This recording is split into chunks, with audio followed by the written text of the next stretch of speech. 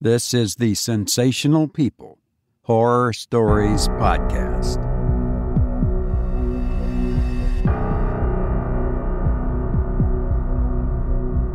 Welcome, you sensational person. I'm so glad you could join me. I'm Robert Crandall, and I'm grateful you're here, and I hope you'll tell a friend. The show is free, but if you would care to chip in, you may buy me a coffee on our website, horrorstoriespodcast.com. I hope you are well, and there are no monsters or other such creatures waiting outside your door to devour you the instant you step outside. No, we don't want that to happen. And by the way, I want to give a shout out to Helena, who wrote in about the short story Enemy of All the World by Jack London and talked about the main character on that named Evil Gluck, and that name in German actually means luck. But in the story, The Enemy of All the World, he has no luck at all. And it's a story about him going around blowing up all kinds of places in the world. It's really a good one. And but she says, "Thanks for producing my favorite podcast ever." Wow, Helena, thank you. And she says, "I hope you have a lovely day." Well, Helena, I hope you have a lovely day, too. And I hope all of you do. You know, I've often suggested the best way to listen to this podcast is by sitting in your comfy chair or whatever, the lights down low, and let the story consume you. You may want to pay close attention to this one. In this story, our schools are no longer using human teachers.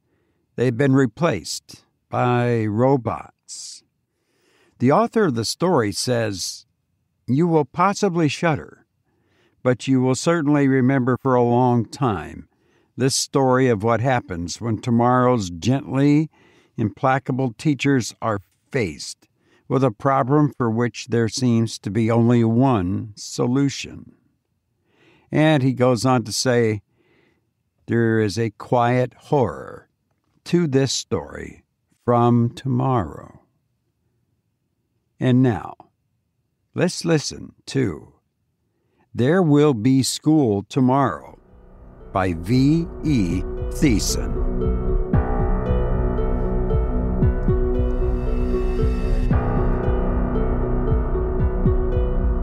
Evening had begun to fall.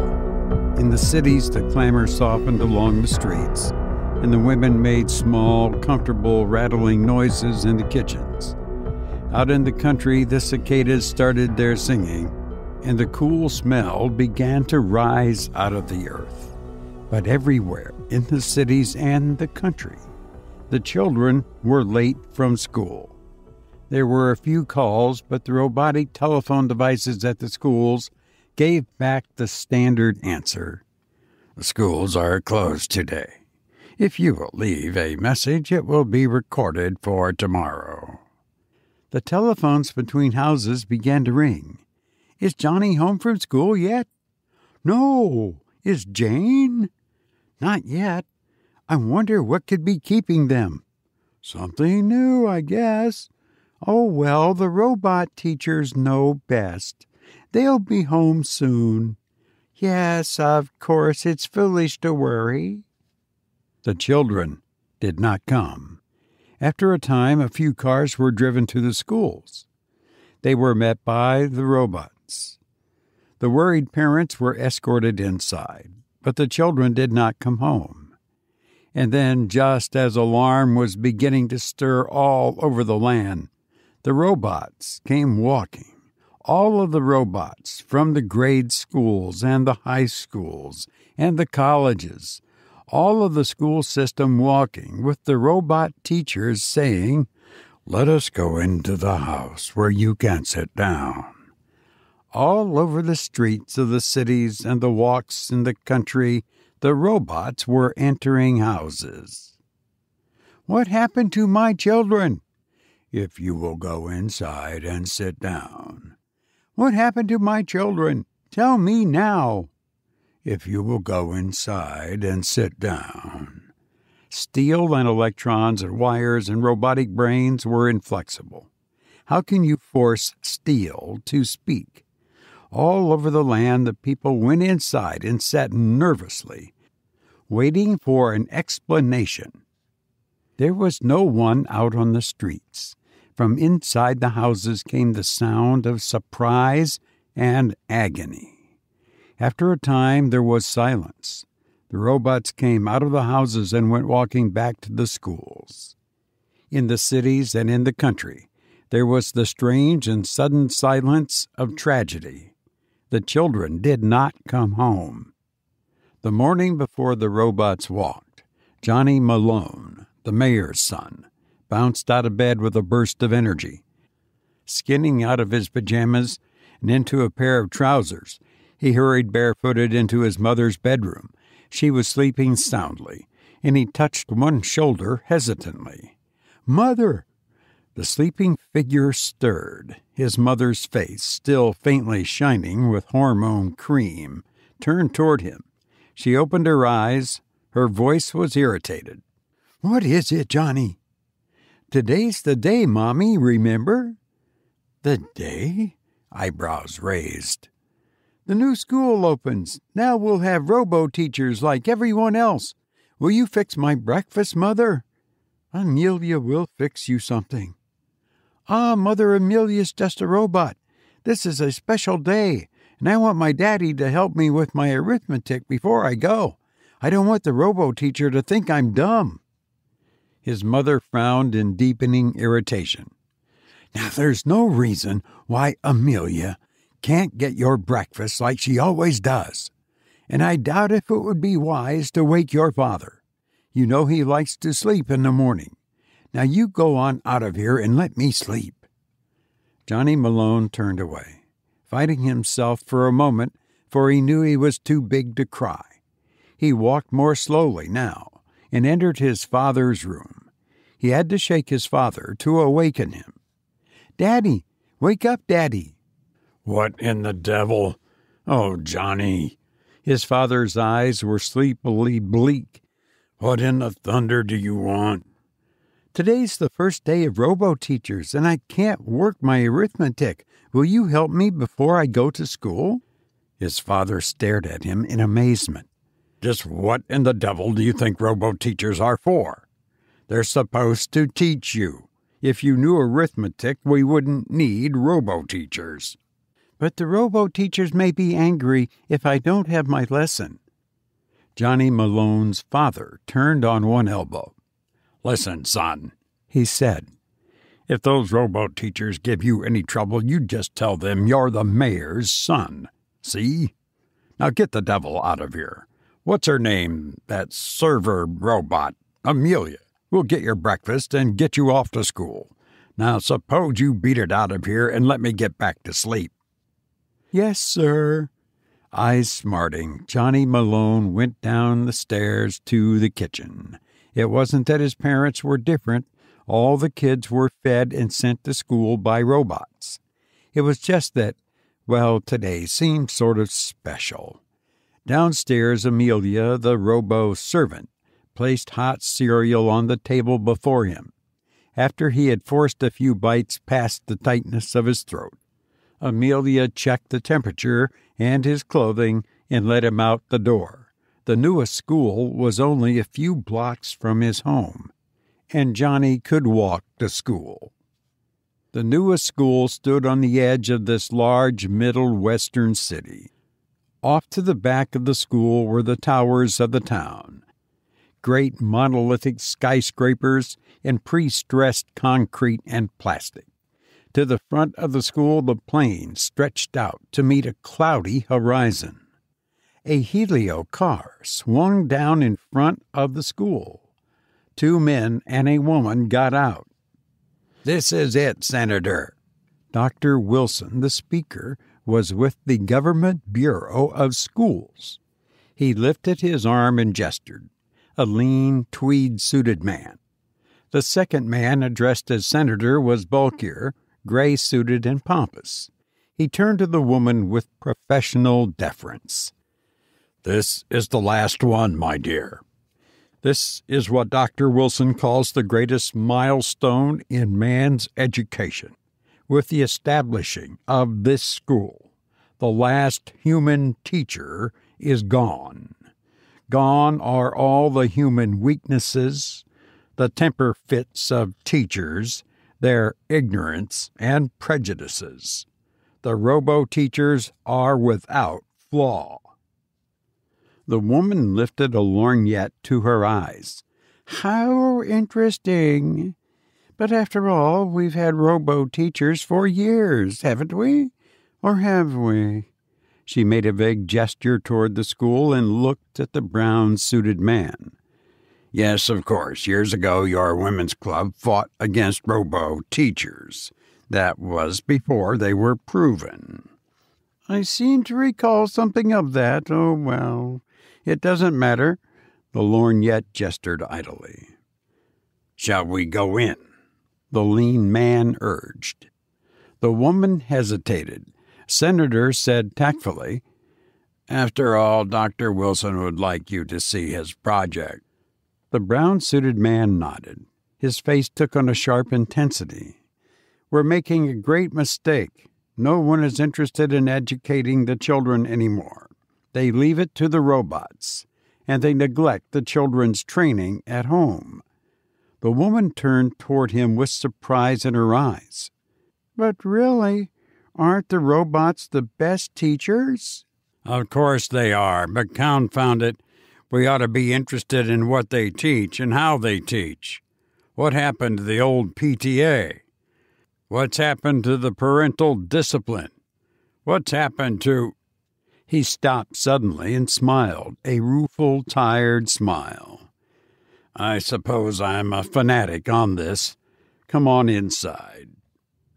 They passed through an antiseptic corridor built from dull green plastic. The brown-suited man pressed a button outside one of the classrooms. A door slid noiselessly into the hall. A robot stood before them, gesturing gently. They followed the robot into the classroom. At the head of the classroom, another robot was lecturing. There were drawings on a sort of plastic blackboard. There were wire models on the desk in front of the robot. They listened for a moment, and for a moment it seemed that the woman could be intrigued in spite of herself. Mathematics, Dr. Wilson murmured in her ear. Euclidean geometry and Aristotelian reasoning. We start them young on these old schools of thought, then use Aristotle and Euclid as a point of departure for our intermediate classes in mathematics and logic. Really? The lorgnette studied Dr. Wilson. You mean there are several kinds of geometry? Dr. Wilson nodded. A dull flush crept into his cheeks. The senator caught his eyes and winked. The woman moved toward the door. At the door, the robot bowed. The lorgnette waved in appreciation. It's really been most charming. Wilson said desperately, If your women's club would just visit our schools and see this work we are carrying on. Really? I'm sure the robots are doing a marvelous job, and after all, that's what they were built for. Wilson called, Socrates, come here. The robot approached from his position outside the classroom door. Why were you built, Socrates? Tell the lady why you were built. A metal throat cleared, and a metal voice said resonantly, We were made to serve the children. The children are the heart of a society. As the children are raised, so will the future be assured. I will do everything for the children's good.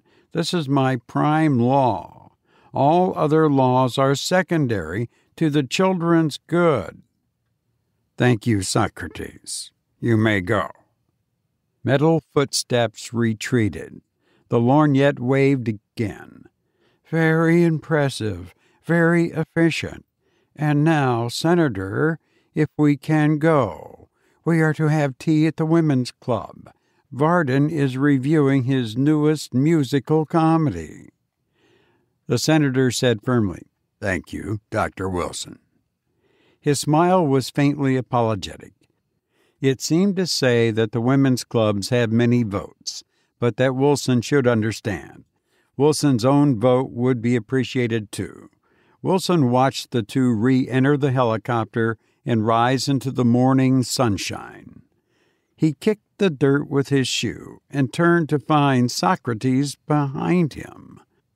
The metallic voice spoke. "You are tired. I suggest you go home and rest." "I'm not tired. Why can they be so blind, so uninterested in the children?" "It is our job to teach the children. You are tired, and I suggest you go home and rest." How can you argue with metal?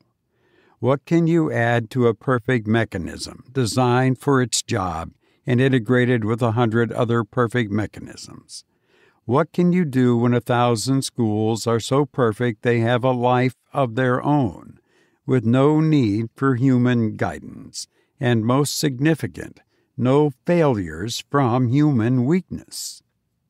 Wilson stared soberly at this school, at the Colossus he had helped to create. He had the feeling that it was wrong somehow, that if people would only think about it, they could find that something was wrong. "You are tired." He nodded at Socrates. "Yes, I'm tired. I will go home."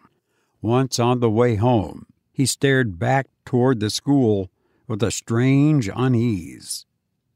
Inside the school, there was the ringing of a bell. The children trooped into the large play area that was enclosed in the heart of the great building. Here and there they began to form in clusters. At the centers of the clusters were the newest students, the ones that had moved here, the ones that had been in robot schools before. "Is it true that robot teachers will actually spank you?" "It's true, all right." "You're kidding. It's only a story, like Santa Claus or Johnny Appleseed. The human teachers never spanked us here." "The robot teachers will spank you if you get out of line." "My father says no robot can lay a hand on a human." "These robots are different." The bell began to ring again. Recess was over. The children moved toward the classroom. All the children except one, Johnny Malone, husky Johnny Malone, 12 years old, the mayor's son. Johnny Malone kicked at the dirt. A robot proctor approached. The metallic voice sounded. "The ringing of the bell means that classes are resumed. You will take your place, please." "I won't go inside." "You will take your place, please." "I won't. You can't make me take my place. My father is the mayor." The metal voice carried no feeling. "If you do not take your place, you will be punished." "You can't lay a hand on me. No robot can." The robot moved forward. Two metal hands held Johnny Malone. Johnny Malone kicked the robot's legs. It hurt his toes. "We were made to teach the children. We can do what is necessary to teach the children. I will do everything for the children's good. It is my prime law. All other laws are secondary to the children's good." The metal arms moved. The human body bent across metal knees. A metal hand raised and fell, flat, very flat, so that it would sting and the blood would come rushing, and yet there would be no bruising, no damage to the human flesh. Johnny Malone cried out in surprise. Johnny Malone wept. Johnny Malone squirmed. The metal ignored all of these. Johnny Malone was placed on his feet. He swarmed against the robot, striking it with his small fist, bruising them against the solid smoothness of the robot's thighs. "You will take your place, please." Tears were useless. Rage was useless. Metal cannot feel. Johnny Malone, the mayor's son, was intelligent. He took his place in the classroom. One of the more advanced literature classes was reciting. The robo-teacher said metallically, "The weird sisters hand in hand, posters of the sea and land, thus do go about, thrice to thine, thrice to mine, and thrice again to make up 9. Peace, the charm's wound up." Hands shot into the air. The metallic voice said, "Tom, that's from Shakespeare's Macbeth." "And what is its meaning?" "The weird sisters are making a charm in the beginning of the play. They have heard the drum that announces Macbeth's coming." "That is correct." A new hand shot into the air. "Question, teacher. May I ask a question?" "You may always ask a question." "Are witches real? Do robots know of witches? And do you know of people? Can a robot teacher understand Shakespeare?" The thin metal voice responded, "Witches are real and unreal. Witches are a part of the reality of the mind, and the human mind is real. We robo-teachers are the repository of the human mind. We hold all the wisdom and the knowledge and aspirations of the human race. We hold these for you, the children, in trust. Your good is our highest law. Do you understand?" The children nodded. The metallic voice went on. "Let us return to Macbeth for our concluding quotation. The weather, fortune, many things are implied in Macbeth's opening speech. He says, 'So foul and fair a day I have not seen.' The paradox is both human and appropriate. One day you will understand this even more. Repeat the quotation after me, please, and try to understand it." The children's voices lifted. "So foul and fair a day I have not seen." The robo-teacher stood up. "And there's the closing bell. Do not hurry away, for you are to remain here tonight. There will be a school party, a sleep-together party. We will all sleep here in the school building." "You mean we can't go home?" The face of the littlest girl screwed up. "I want to go home." "You may go home tomorrow. There will be a holiday tomorrow. A party tonight and a holiday tomorrow for every school on Earth." The tears were halted for a moment. The voice was querulous. "I want to go home now." Johnny Malone, the mayor's son, put one hand on the little girl. "Don't cry, Mary. The robots don't care if you cry or not. You can't hurt them or cry them out of anything. We'll all go home in the morning." The robots began to bring cots and to place them into the schoolroom, row on row. The children were led out into the play quadrangle to play. One of the robots taught them a new game, and after that took them to supper served in the school's cafeteria.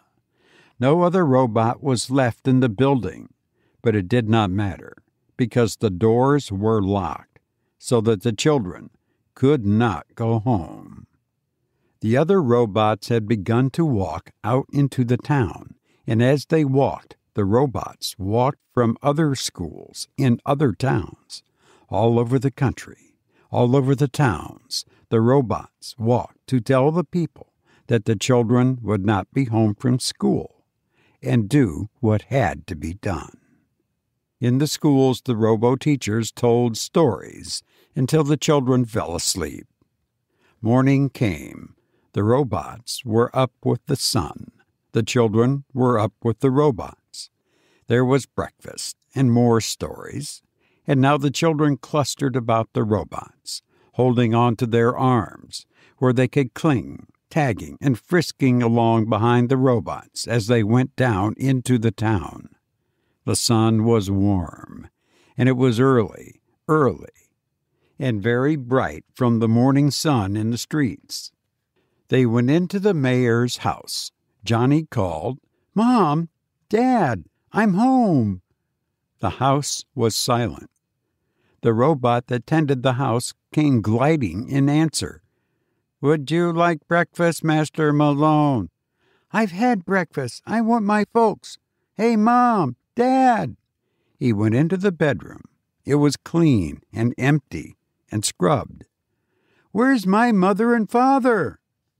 The metal voice of the robot beside Johnny said, "I'm going to live with you. You will learn as much at home as you do at school."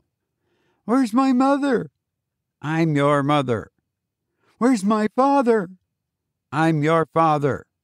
Johnny Malone swung. "You mean my mother and father are gone?" Tears gathered in his eyes. Gently, gently, the metal hand pulled him against the metal body. "Your folks have gone away, Johnny. Everyone's folks have gone away. We will stay with you." Johnny Malone ran his glance around the room. "I might have known they were gone. This place is so clean." All the houses were clean. The servant robots had cleaned all night. The robo-teachers had checked each house before the children were brought home. The children must not be alarmed. There must be no bits of blood to frighten them. The robot's voice said gently, "Today will be a holiday to become accustomed to the changes. There will be school tomorrow."